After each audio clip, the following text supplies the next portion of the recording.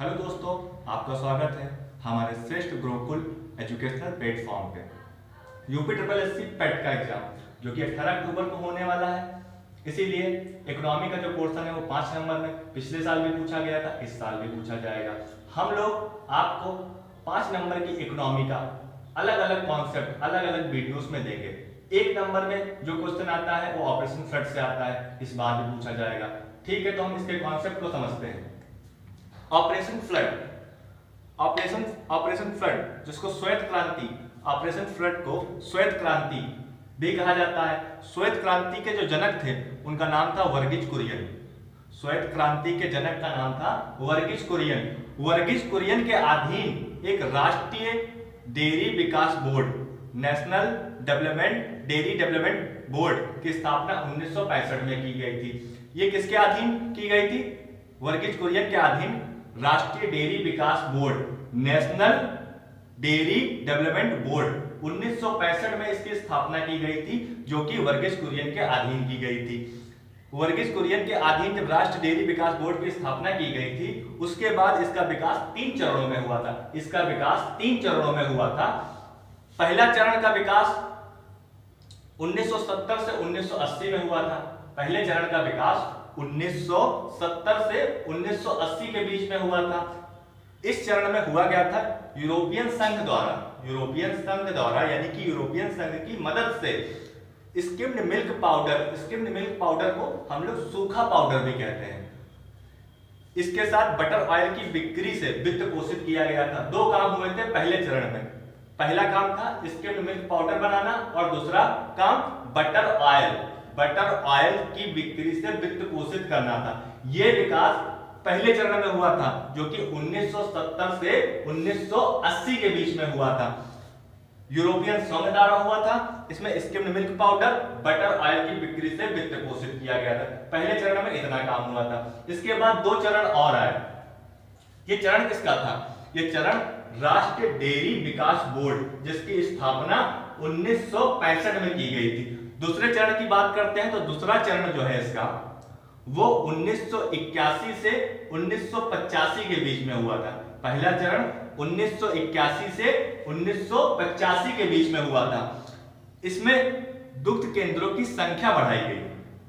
दूसरे चरण का जो काम था कि जो दुग्ध सेंटर थे उनकी संख्या में बढ़ोतरी की गई थी। पहले ये संख्या थी 18, जो कि 18 से 136 हो गई। 18 से 136 हो गई।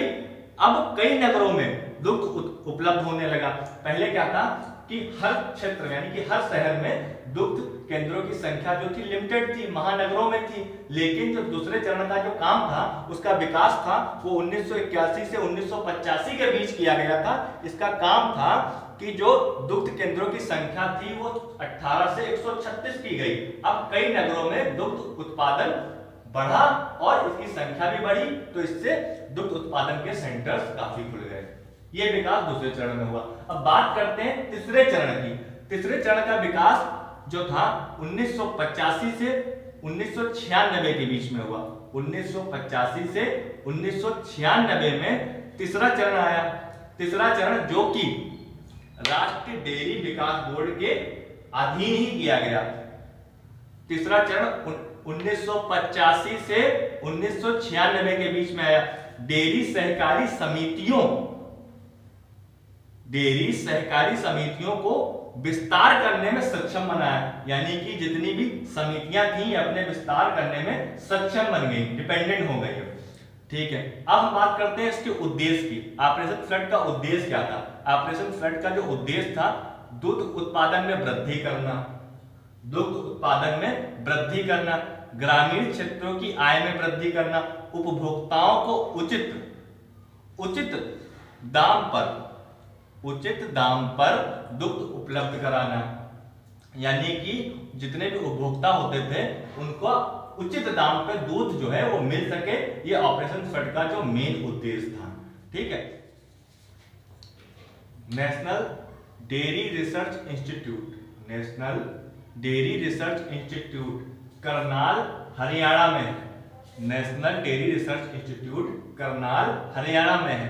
अगर बात करते हैं विश्व में कुल उत्पादन का, अगर कुल उत्पादन की बात की जाए तो 22% के साथ इंडिया पहले नंबर पे, 22% के साथ इंडिया पहले नंबर पे है और अमेरिका दूसरे नंबर पे है। अगर बात राज्यों की करते हैं तो यूपी पहले नंबर पे बना हुआ है दूध उत्पादन में। इस कॉन्सेप्ट से आपको एक नंबर जो कि पेट के एग्जाम में आपको 110% मिलेंगे। ठीक है, अब हमारा जो नेक्स्ट कॉन्सेप्ट है वो नेक्स्ट वीडियो में आएगा। तब तक कि आप स्वस्थ रहें और सुरक्षित रहें। धन्यवाद।